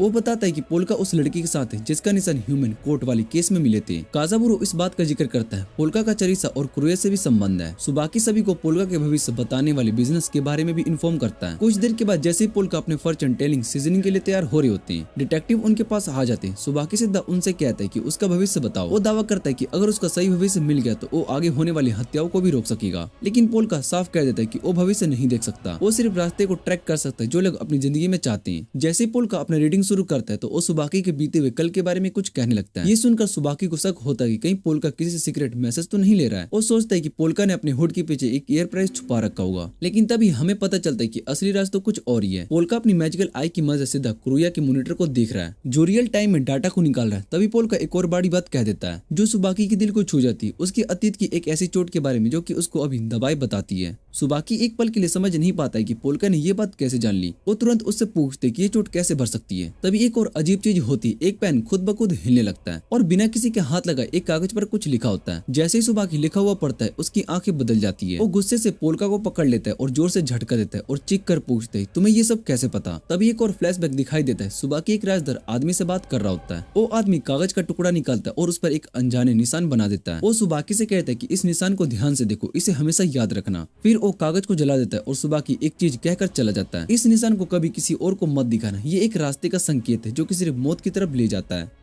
वापस प्रेजेंट में वो पोल्का से पूछते कि उसने ये सिंबल क्यों ड्रॉ किया, पर पोल्का सिर्फ इतना बोलता है कि वो बस उसको रास्ता दिखा रहा है। वो पोल्का को छोड़ देता है और एक्सपेक्टेड अमाउंट से भी ज्यादा पैसे देके उसको फेयरवेल बोलता है। जाते वक्त वो थोड़ा रुक कर पोल्का को देखता है और फिर बिना कुछ बोले चल पड़ता है। शियाओ के दिमाग में एक और सवाल घूम रहा होता है, उस पेपर पर क्या लिखा था। उसको फेक पोल्का के सीक्रेट्स जानने के बारे में मन करता है, इसलिए वो डिसाइड करता है कि वो इसके पीछे पड़ा जाएगा। वो परमिशन मांगता है निकलने की, बोलता है कि वो डिनर बाय करेगा। सायो उसको जाने देती है बिना कुछ पूछे। दूसरी तरफ सुबाकी और कुजाबुरो एक रेस्टोरेंट में डिनर कर रहे होते हैं। बीच बीच में हल्का सा साइलेंस भी आता है और कुजाबुरो फाइनली पूछ लेता है कि वो रीडिंग के टाइम पर इतना रिएक्ट क्यों कर रहा था। सुबाकी एक पल के लिए रुकता है और फिर कैजुअली बोलता है कि वो उसको फ्यूचर में बताएगा। शियाओ उन दोनों को रेस्टोरेंट से निकलते हुए देख लेता है और वो सोचते है क्या इनको फॉलो करना सेफ होगा या फिर नहीं, लेकिन क्यूरियोसिटी जीत जाती है और उनका पीछा करने लगता है। तभी सीन शिफ्ट होता है एक ब्यूरिक बिल्डिंग पर। एक आदमी जलते हुए महल में सेफ ओपन करता है, उसमें से एक पुराना स्क्रोल निकलता है। उसके चेहरे पर थोड़ी सी सेटिस्फेक्शन होती है, पर जैसे ही वो मुड़ता है उसकी आंखें फैल जाती है। एक फायर ब्रीथिंग बंग लुबेली गाते हुए उसकी तरफ आ रहा होता है। आदमी रिएक्ट भी नहीं कर पाता, वो तुरंत आउट हो जाता है। फायर ब्रीथिंग बंग बिना रुके निकल जाता है, एक चीज छोड़कर, उसका सिग्नेचर जो कि दीवार पर लिखा होता है। पर कहानी यहीं पर खत्म नहीं होती, एक और शैडो वहां पर आ जाता है। ये त्यांग होता है जो उस आदमी के बॉडी से स्क्रोल उठाता है। वो देखता है कि वही सैंपल है जो कि रीडिंग के टाइम पर सामने आया था। उसको एक आइडिया आता है, ये उसके कमबैक परफॉर्मेंस का थीम बन सकता है। बैक इन देयर बिल्डिंग कुरुया सोच रहा होता है कि सुबाकी इतना अपसेट क्यों लग रहा है। पोल्का कामली बोलता है कि ये सब उस पेन के अंदर वाली स्पिरिट की वजह से हुआ है। वो ये भी मानता है कि उसको ये नहीं पता कि पेपर पर एग्जैक्टली क्या लिखा था। सुबाकी चारिसा के पास जाता है और उससे उनके एक म्यूचुअल फ्रेंड के बारे में पूछता है। चारिसा पहले कंफ्यूज होती है और फिर बोलती है कि उसको कुछ भी नहीं पता। तब सुबाकी बताता है कि वो एक इंस्पेक्टर था होजारागी, और तभी रिवील होता है होजारागी वही स्पिरिट जो कि उस पेन के अंदर है। चारिसा को ये नाम याद आ जाता है पर वो डिनाई करती है, उसको कोई कनेक्शन नहीं है। सुबाकी सोचने लगता है कि शायद से होजारागी ने पोल्का को रिक्रूट किया और चारिसा भी इसमें इन्वॉल्व हो सकती है। पर चारिसा का जवाब अलग होता है, वो बस पोल्का को अपनी बिल्डिंग में इसलिए रखी है क्योंकि उसके फ्रेंड के साथ कनेक्शन बनाना चाहती है। सुबाकी के दिमाग में एक नए तरीके का डाउट आता है, उसको लगता है कि होजारागी शायद से अब भी जिंदा है, इसलिए वो पुलिस फोर्स को क्लीन करने का प्लान बनाता है ताकि होजारागी वापस आ सके। सियाओ ने पूरी कन्वर्सेशन चुपके से सुन लिया होता है और उसको समझ में नहीं आता है कि इसको कैसे डिकोड करे, पर एक चीज पक्की होती है, उस बार स्टाफ को इन्वेस्टिगेशन करना होगा। कुरुया को ये सुनकर बहुत ही शौक लगता है कि होजारागी एक इंस्पेक्टर था जो कि पुलिस करप्शन के अगेंस्ट काम करता था। पोल्का फाइनली पूछता है कि उसने पेपर पर क्या लिखा था, पर होजारागी मान लेता है कि 1 मिलियन येन का पेमेंट जो कि ऑब्वियसली उनके पास नहीं होता। तब होजारागी रिवील करता है कि ये केस उसके पर्सनल रिग्रेट्स में से एक है। पोल्का के पास कोई भी ऑप्शन नहीं बचा होता है, इसलिए उसको मदद करनी पड़ती क्योंकि ये एक पैक्ट का ही पार्ट है। एक नया सीन शुरू होता है डिटेंशन फैसिलिटी में। टैन्या एक ग्रोसर के पास जाती है जो सिंबल के बारे में कुछ जानता हो सकता है। उस ग्रोसर के बारे में एक छोटी सी हिस्ट्री मिलती है। वो एक मर्चेंट फैमिली से बिलोंग करता है जो कि 1 सेंचुरी से बिजनेस में, और वो फाइनली 5th जनरेशन का ओनर है। उसका प्रेशन सेल नॉर्मल प्रेशन से बहुत ही अलग होता है क्योंकि उसने स्टेट के साथ डीलिंग करके काफी पावर गेन कर ली है। उसके लिए बस एक ही रूल है, डील में सब कुछ टेबल पर होता है। ग्रोसर एक फ्री सिंबल देता है और कहता है कि सिंबल के अपने अलग मीनिंग होते हैं। वो बताता है कि डियागोनल लाइन एक तलवार को दिखाता है। वो बताता है कि एक डियागोनल लाइन एक तलवार को दिखाता है और यूरोप के पुराने नाइट ऑर्डर का सिंगिन या कुछ ऐसा ही था, पर इससे ज्यादा बताने से वो मना कर देता है और उसका कहना है कि अगर टान्या और जानकारी चाहता है तो उसके लिए उसको पैसे देने होंगे। आखिर वो दिन आ जाता है जब टान्या परफॉर्मेंस करने वाला होता है। सब लोग बहुत ही एक्साइटेड होते हैं, पर तभी एक अजीब सी चीज नोटिस होती है। आसमान में कुछ ब्लिंक्स उड़ रहे होते हैं। हर ब्लिंक पर वही सिंपल दिख रहा होता है जो कि टान्या ने देखा था। ये देखकर पोल्का बहुत ही हैरान हो जाता है क्योंकि ये तो उसके वर्ल्ड के गिरते हुए एम्पायर का सिंबल है। सुबाकी जो ये देख रहा होता है कुजाबुरो से कहता है कि वही सिंबल है जो पोल्का ने उसको दिखाया था। कुजाबुरो अब सोचने लगता है कि पेंटोल सेल्टेर का कनेक्शन अब होजारागी के केस से हो सकता है। सुबाकी इस पॉसिबिलिटी को कंसीडर करता है और शायद से उसका टान्या टारगेट हो सकता है। इसी वक्त एक ऑफिसर आकर सुबाकी को इन्फॉर्म करता है कि पुलिस HQ से उसको बुला रहे हैं। दूसरी तरफ टान्या एक ब्लिम के ऊपर बैठा होता है और न्यूज सुन रहा होता है, पर जब रिपोर्टर बताता है कि ब्लिम शायद से फोर्जिंग आर्टिस्ट का काम है तो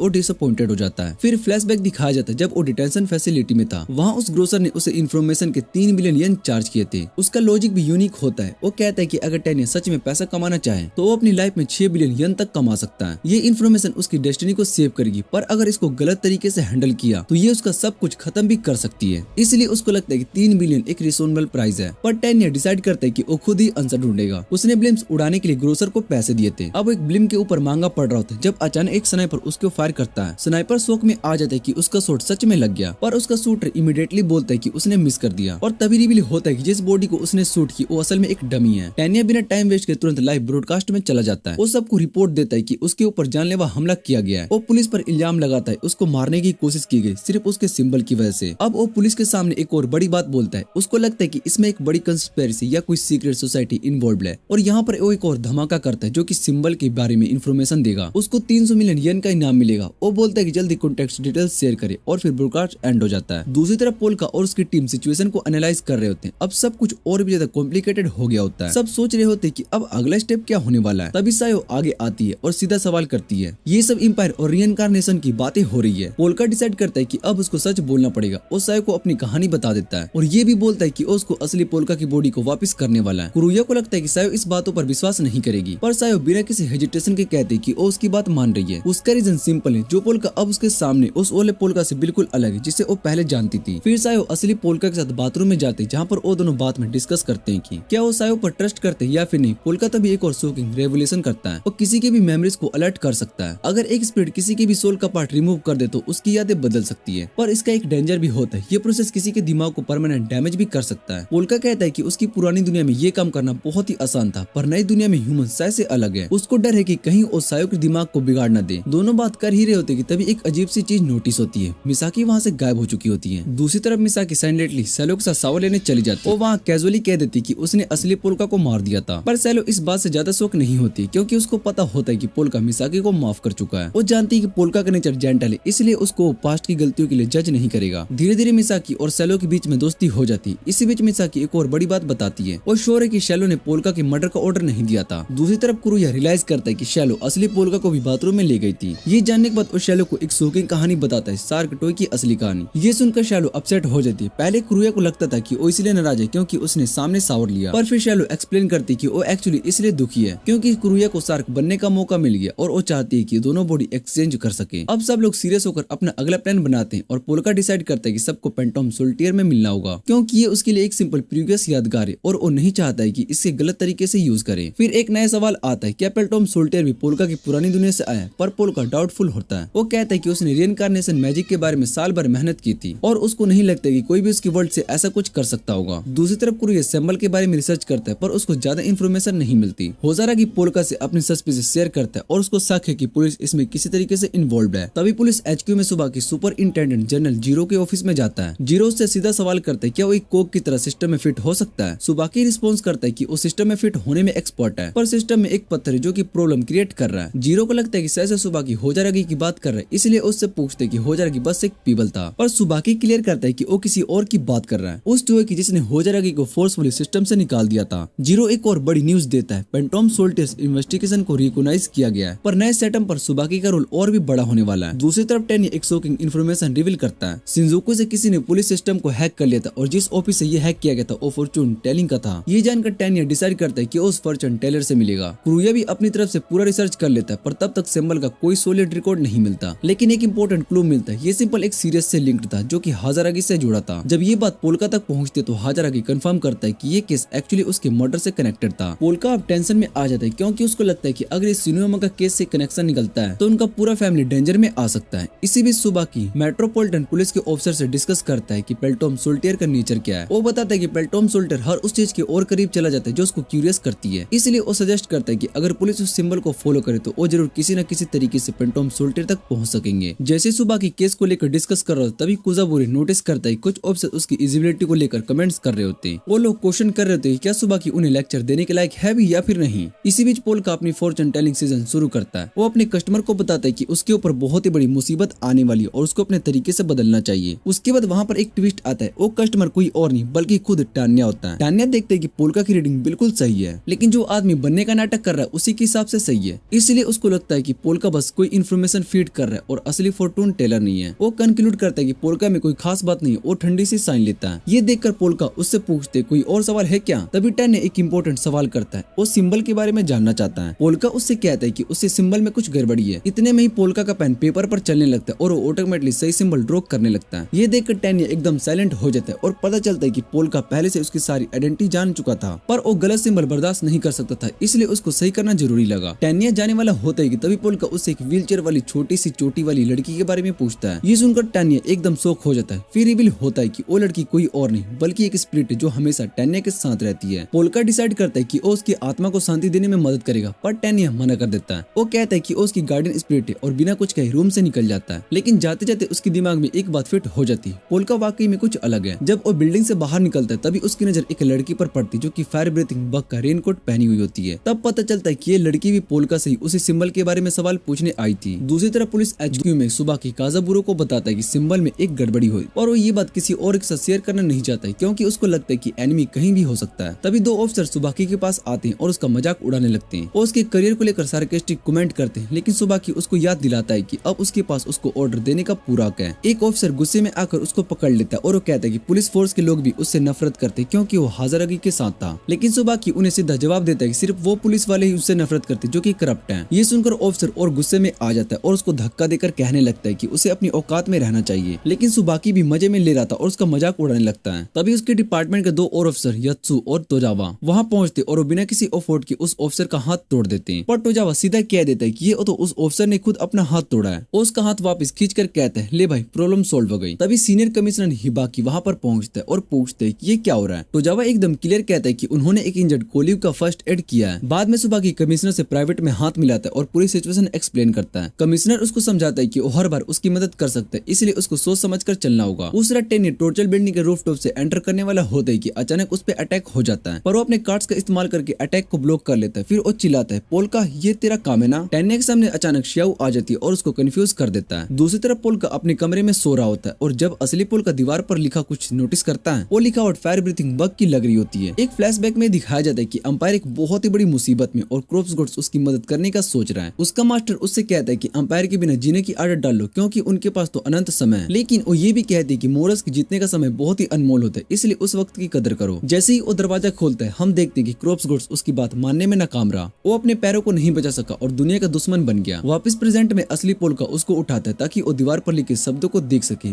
उनमें लिखा होता है कि दुनिया एक बगी प्रोग्राम है और एक सवाल पूछा गया होता है, तू एक टर्माइट है या फिर एक पक्षी जो कि बग्स खाता है। तभी पोल्का के फोन पर एक अननोन नंबर से कॉल आता है। कॉल पर एक आदमी उससे पूछते क्या वो सरमंद बरसात चाइल्ड है। पोल्का एकदम हैरान हो जाता है कि ये बंदा इस नाम को कैसे जानता है। इस बीच शियाओ अपनी नींव से टैन्या पर अटैक करता है जिससे कि टैन्या को जम करके बचना पड़ता है। लेकिन बात यहीं पर खत्म नहीं होती है। शियाओ अपनी उंगलियों को लंबे नीवशे में बदल देता है। टैन्या पैनिक कर रहा होता है लेकिन फिर भी कूल दिखने की कोशिश कर रहा होता है। दूसरी तरफ एक आदमी दूर से ये सब फाइट को देख रहा होता है और वो टकारू को इन्फॉर्म करता है। टकारू ये सब सुनकर कहता है कि इस कॉन्फ्लिक्ट का फायदा उठाया जा सकता है, तो वो मूव करने का फैसला करता है। पोल्का भी सबरमुंद वाले सवाल में उलझ गया होता है। उसको लगता है कि शायद सेलर भी उसके जैसे दूसरी दुनिया में आ गया हो। पर तभी वो एक लड़की को देखता है जो कि फायर ब्रीथिंग बग का रेनकोट पहनी होती है। वो किसी आदमी से बात कर रही होती है और पोल्का उन दोनों की बात प्रॉपर्ली समझ नहीं पाता। उसको लगता है कि सेलर उसके आसपास है, इसलिए वो अपनी आंखों का यूज करके आसपास देखता है। तभी उसकी नजर टैन्या और शियाओ की छत पर चल रही फाइट पर पड़ती है। वापस फाइट पर आते हैं। टैन्या अंदर से घबरा रहा होता है पर अपने एक्सप्रेशन को कंट्रोल करता है। शियाओ सोचता है कि पोल्का से इसका क्या कनेक्शन है, इसलिए उसको टेस्ट करने के लिए होजारागी से जिक्र करता है। टैन्या स्मार्टली प्रिटेंड करता है जैसे वो हाजारोगी को जानता हो। शियाओ सोचने लगता है कि शायद से होजारागी की मौत से इन्वॉल्व हो सकता है। टैन्या अपनी तरफ से एक्सप्लेन करने की कोशिश करता है पर शियाओ उसको एक एनिमी मान लेता है और उस पर चार्ज करता है। लेकिन उससे पहले लेमिंग्स आसमान से टपक पड़ता है और दोनों एक सेकंड के लिए फ्रीज हो जाते हैं क्योंकि सभी को पता होता है कि लेमिंग्स एक बहुत ही डेंजरस आदमी है। तभी टकारू और उसके लोग दूर से ये सीन को देख रहे होते हैं और उनके दिमाग में एक सवाल उठता है, क्या लेमिंग शियाओ पर अटैक करेगा? लेकिन टकारू उन्हें शांत रहने के लिए बोलता है। वो कॉन्फिडेंटली कहता है कि मैंने लेमिंग्स को ऑर्डर दिया, वो शियाओ को छोड़ेगा ही नहीं और मुझे यकीन है कि वो मेरे ऑर्डर को फॉलो जरूर करेगा। लेमिंग्स अब अपना ध्यान टैन्या की तरफ कर लेता है और शियाओ को लगता है कि ये एक परफेक्ट ओपनिंग है, तो अपने निफ से दोबारा अटैक करने की कोशिश करता है पर लेमिंग्स पर इसका कोई असर नहीं पड़ता और वो बिना रुके आगे बढ़ने लगता है। शियाओ को लगता है कि शायद से उसको इग्नोर किया जा रहा है, इसलिए वो गुस्से में अपनी फिंगर्स निफ्स में बदलकर दोबारा से अटैक करता है। शियाओ अपनी फुल पावर को लगा देता है लेकिन लेमिंग्स को काट नहीं पाता। गुस्से में आकर वो सबको इलेक्ट्रिसिटी से सोक कर देता है। लेमिंग्स थोड़ा हिलता है लेकिन एक सेकंड के अंदर ही वो फ्री हो जाता है और बिना रुके टैन्या की तरफ बढ़ने लगता है। टैन्या अब सच में पैनिक कर रहा होता है और पीस से बात करने की कोशिश कर रहा होता है। दूसरी तरफ वो लड़की जो फायर ब्रीथिंग बग का रेनकोट पहनी होती है रात के अंधेरे में अकेली सड़क पर चल रही होती है। तभी इसको यत्सु और टोजावा दो ऑफिसर रोक लेते हैं। उन्हें लगता है कि ये लड़की रात को अकेले बाहर होने की की वजह से सस्पिशियस है। वो तुरंत अपनी कॉल को खत्म कर देती है और पोल्का को ये समझ में नहीं आता है कि ये क्या हो रहा है। लेकिन एक चीज क्लियर होती है कि उसको अपनी यादों को कोई बिगाड़ने नहीं दे सकता। पोल्का फील करता है कि नीचे कोई बहुत ही ज्यादा टेंशन में। जब वो कॉल वहीं पर कट हो जाती है तब उसको शक होता है कि सेलर आसपास ही और ये क्लू हाथ से जाने नहीं देना चाहता है। तो अपनी पावर एक्टिवेट कर देता है और एक अजीब सी फीलिंग सबको होने लगती है, क्योंकि पोल्का पूरे बिल्डिंग को कवर करके एक स्पेशल फील्ड को क्रिएट करता है जिसे वो अपने टेम्पल कहता है। इसी बीच वो लड़की पुलिस वालों से कह रही थी कि सिर्फ अपने भागे हुए कुत्ते को ढूंढने आई है। थोड़ी देर के बाद उसका बाप भी आ जाता है जैसे उसकी बात को कंफर्म कर रहा हो, लेकिन पोल्का अपनी आंखों से उन्हें ऑब्जर्व करता है और तुरंत पकड़ लेता है कि ये दोनों झूठ कह रहे हैं। उसके एरिया में कहीं भी कोई कुत्ता दिखाई नहीं देता और सबसे बड़ी बात उसको टेनिया और उस लड़की की सोल पहचान में आ जाती है। ये वही दो लोग होते जो उसके सिंबल के बारे में पूछने आए थे। इसलिए पोल्का अपना फील्ड और एक्सपेंड कर लेता है ताकि दोनों को ट्रैक कर सके। सब लोग एक अजीब सी घबराहट महसूस करते हैं पर किसी को समझ में नहीं आता कि ये क्या हो रहा है। तभी पोल्का रूफटॉप की तरफ बढ़ता है ताकि शियाओ कोई मदद कर सके, लेकिन असली पोल्का टेंशन में होता है कि वो लोगों को दिख न जाए, तो अपने इनविजिबल हैंड का यूज करके प्लान बनाता है। लेमिंग्स पे एकदम से इनविजिबल हैंड अटैक होता है ताकि वो बिना किसी दिक्कत के उसे छुटकारा पा सके और फिर से टेन्या की तरफ बढ़ने लगता है। टेन्या भी एक अजीब सी फोर्स महसूस करता है और उसको कुछ समझ में नहीं आता कि ये सब क्या हो रहा है। पोल्का खुद नोटिस करता है और अपने फील्ड के अंदर उसकी पावर और भी इंप्रूव हो गई होती है, इसलिए वो एक और कदम आगे बढ़ाने का सोचता है। और दूसरी तरफ टेन्या रियलाइज करता है कि यहाँ से भागना ही बेहतर होगा। वो एक स्मोक बॉम्ब फेंक देता है और बैलून का यूज करके हवा में उड़ने लगता है। लेकिन तभी एक और बड़ा ट्विस्ट आता है। टेन्या हवा में जा रहा होता है कि तभी अचानक से उसको एक तेज झटका लगता है। दूसरी तरफ टकारू को भी एक शॉकिंग रिपोर्ट मिलती है। पोल्का अब स्पिरिट से सिंपैथाइज करने लगता है जैसे उसको उनके हाथ से शेयर करने की एबिलिटी मिल गई हो। मतलब अब वो इन हाथों से एक सॉलिड फॉर्म दे सकता है। एक पूरी स्वान ऑफ हैंड्स हवा में आकर लेमिंग्स को पकड़ने की कोशिश करती है, लेकिन पोल्का तुरंत समझ जाता है कि अभी उसके पास लेमिंग्स को रोकने की ताकत नहीं है, इसलिए वो अपनी स्ट्रेटेजी बदल लेता है और टेन्या के पीछे पड़ जाता है। टेन्या इन हाथों को देखकर एकदम एक्साइटेड हो जाता है और वो सोचने लगता है कि इसका सीक्रेट क्या हो सकता है। लेकिन वो अपनी स्मार्टनेस का यूज करके दोबारा से बैलून निकालता है और फिर हवा में उड़ जाता है। पोल्का को थोड़ी सी डिसअपॉइंटमेंट होती है कि वो बच गया, पर एक बड़ी जीत ये होती है कि उसने उस लड़की को पकड़ लिया। इसी बीच पोल्का का इनविजिबल हैंड्स फुटप्रिंट्स पूरा इंटरनेट पर वायरल हो चुका होता है। ये फुटेज स्केलेटन इवेंट से भी कनेक्टेड होता है। कई लोग ऐसे होते हैं जो कि उनकी ताकत को पहचान लेते हैं और उसको कंट्रोल करने के तरीके ढूंढने लगते हैं। हो जा रहा है कि मौत के बाद लोग अब छुप कर नहीं बैठे और नए प्लेयर्स अपनी चाल चलने लगते हैं। और ये सब तो सिर्फ शुरुआत है। फिलहाल के लिए कहानी यहीं पर खत्म हो जाती है और उम्मीद है कि आपको बहुत ही ज्यादा मजा आया होगा। ये इसका सीजन 1 था और हम जल्दी सीजन 2 लेकर आने वाले हैं। अगर वीडियो अच्छी लगे तो वीडियो को लाइक करके चैनल को सब्सक्राइब जरूर कर देना। तो मिलते हैं अगली वीडियो में।